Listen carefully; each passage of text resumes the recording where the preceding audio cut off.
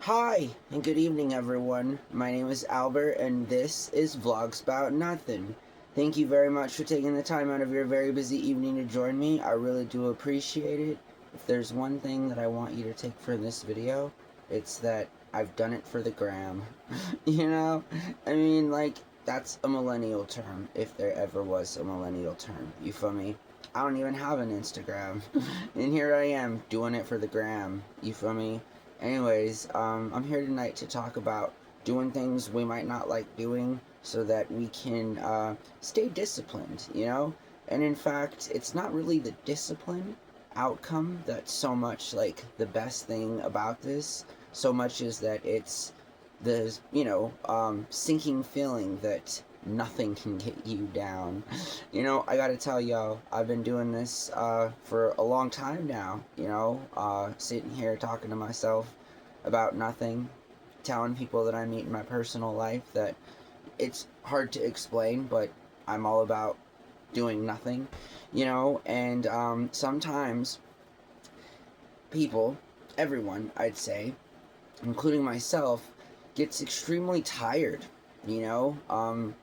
It might be mundane. It might be that kind of feeling of doing routine stuff that gets us in sort of this kind of weird feeling of being trapped or whatever, in terms of just like this cyclical pattern that ceases to never stop. In terms of like the dull parts of life, we all seek to get the most out of it that we can and so forth, and it's just for those of us that truly mean that and live by that sort of mantra and or creed, it's not easy being able to like do something that you may not want to do, but knowing that if you do it, it'll make you a better version of yourself, kind of a thing, I mean, so like it doesn't matter if you're busy from work, and you gotta make dinner. I mean, you gotta make dinner, So, like, there's things that I'm learning as an adult that you gotta, like, let go, and not stress about, and just kind of do them. And do them willingly, with consent, That's what that means. It's not an implication.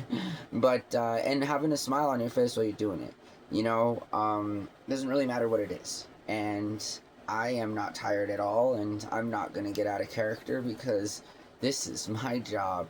God damn it, talking about nothing and getting on this camera is the only thing that I'm good at, So, I better make damn sure to do it, Hoover Dam.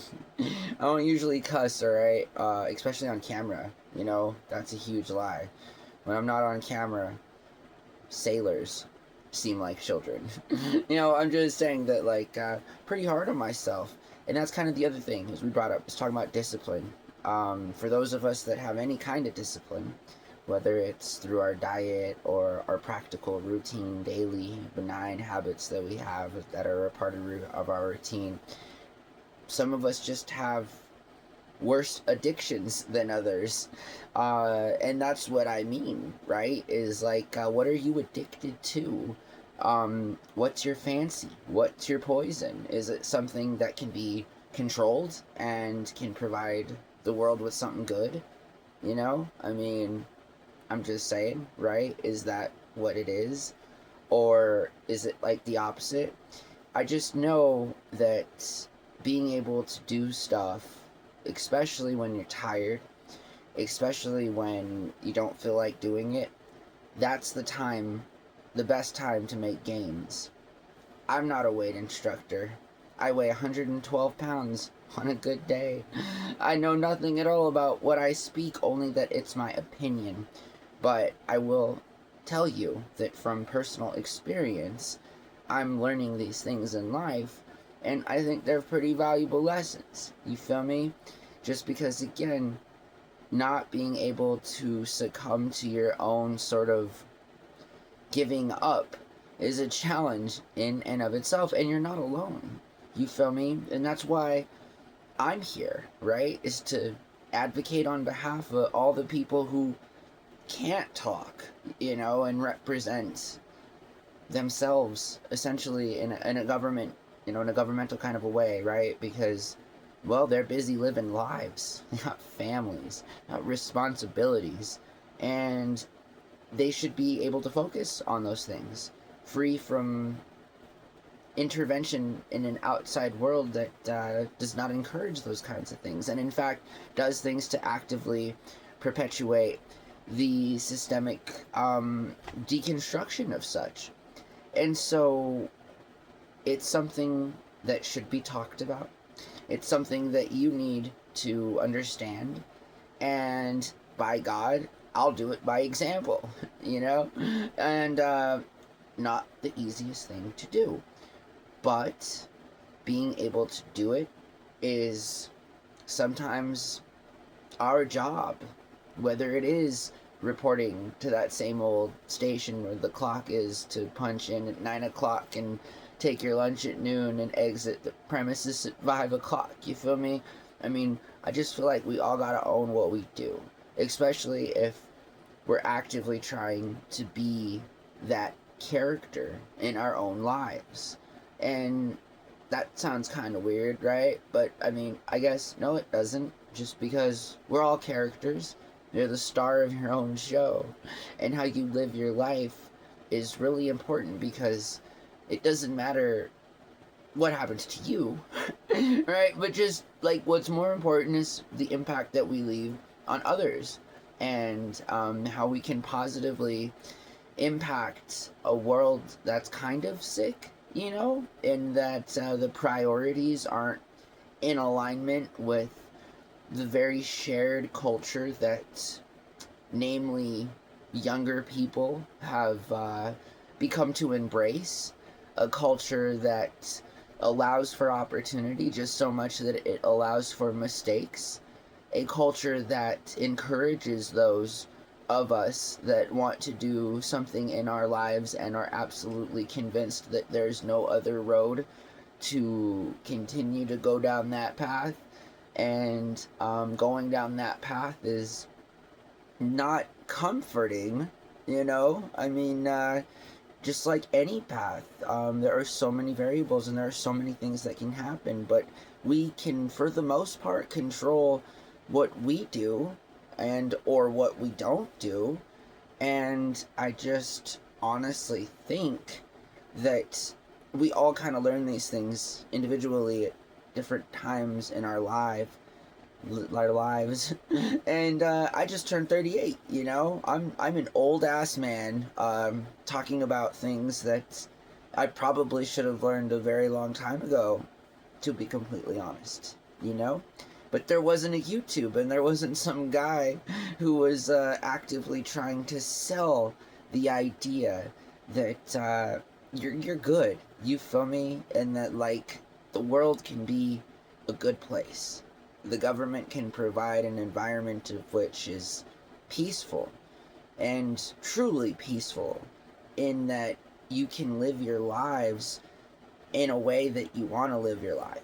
Not in a way that you feel trapped and or imprisoned, because you wouldn't be incorrect and I wouldn't be lying to you if I said that wasn't the case. A lot of negatives in there, I know. I hope it made sense. I'm just saying that you shouldn't give up on anything at all that you do in life, even when you're dead ass tired, even when there seems to be no available path towards that success. You got to keep on moving. That's what you have to do. Until you literally can't, you got to do these things. Just like the Ponzi scheme that runs the world, things got to get moved around, including our time and our efforts and the things that we prioritize and value. And I just think there's something really beautiful and fascinating about underdogs. I think there's something beautiful and fascinating about the unknown. You feel me? In that, like, if there's anything I'd like to represent, is that I'm an advocate for absolute universal chaos. Alright? In that, like, I want to believe in free will. And I don't want, and I refuse to believe in a world that has all these predetermined outcomes based on some really, at best, on a better day, unethical values, you know? And so it's just one of those things. And I feel like, again, for each of us, we all sort of have our own vision of what we'd like to do in our lives. And, or moreover, a good thing to know is what you don't want to do. I think I spent the first 37 years of my life figuring out what it is exactly that I didn't want to do. And, yeah, it may have taken me a long time, but, you sat through this video, didn't you? And we're going on 11 minutes now, aren't we? So our time here, with you watching me on your screen as this character of a caricature of a character of myself has come to an end. I'll talk to you guys soon. Hey, listen, I really appreciate you guys watching my videos, alright? I'm trying to make that transition sort of like, borderline sociopathic, just as much as it's like, just seamless. I mean, right? The ability to disassociate oneself and just to come right back in, you feel me? I'm working on it. I'm going for that 10,000 hour rule. And hopefully when I get 10,000 hours, I'll know how to say something that might matter to you. Nonetheless, it's always a pleasure to be here with you guys, and I hope that y'all are well, and I hope that you had a really good day. I, if you didn't know, am very tired. And in case you didn't get those subtle hints while we were having that improv conversation, that is just a remarkable part of my day. You know, I don't have the time to make too many mistakes in life. I've been sort of a master procrastinator, and I've already used up all those. So it's kind of like freestyling, the rest. I'm kind of living life with 5 personal fouls, and the third quarter has just started. So I get it, I get it. I am just saying that I'm doing my best to lead by example, all those things that we talked about, in terms of just like staying focused and not stopping until like I can't go anymore. This is every time I've lived my life by this principle, good things have happened for me. And I don't think that's a bad thing. I mean, at this point in my life, I'm not going to say it because things can surely get worse. But, I mean, it's not like they could get better overnight or something. I mean, I guess that's what I'll say, right? Because they like, can't, I mean, this is a daily exercise that is just complementary to any sort of positive outcome that may or may not come, although we are deeply rooted and invested in making it absolutely come true. And so I love spending this time with you guys. I just had a really busy couple days, and I think that I'm done doing what I have been doing now for like 4 months, and leave it to me to have a job for that long. And then I wasn't really planning on it, these are all the good things in life. I wasn't planning on working that long doing that particular thing, and no complaints. Actually made more than a handful of friends. I solidified and or reinforced some old friendships that I had made previously from the very industry that I have now committed myself entirely to. And that's what I was talking about earlier, I'm letting y'all know. There's no going back for me, you feel me? And as much as I would have liked to said that in character, I gotta tell you guys IRL, over the phone right now, that I was talking to a mutual friend of mine today after work, and we sort of had a lot in common. And one of the things that he said, and what's ironic, is that we're mostly the same age. I think I'm just like a year older than this work friend of mine, and he told me that like he had to be good at this because there was nothing else for him.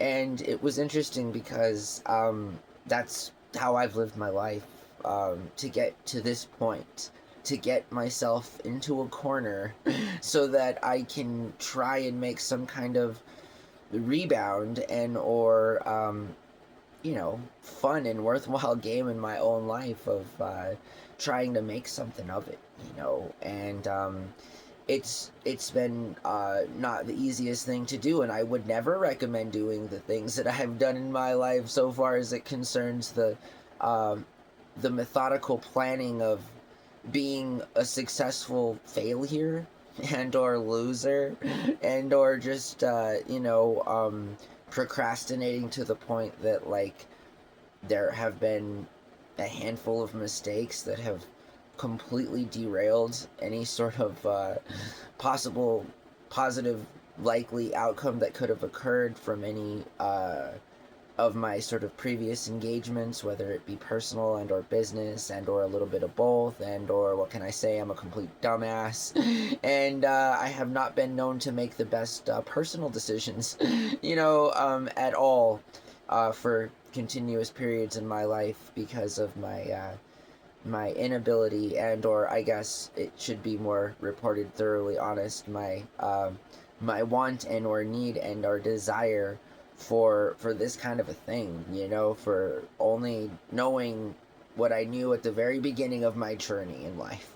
And there was only one or maybe two things, maybe six or seven, and just getting things that I was good at in life, and that the likelihood of me being really good at anything else was really not in the cards for me, and that I got one thing to do, and I think we should all be so lucky, It's sort of like I have a thing that I need to do, and when I'm done doing that thing, I can sort of ride away into the sunset as a happy man, and it's a beautiful thing. It really is. I just wish that I had embraced that acknowledgement of my own self fulfilling future, and shout out to the infinite numbers of infinite me's out there in the infinite number of galaxies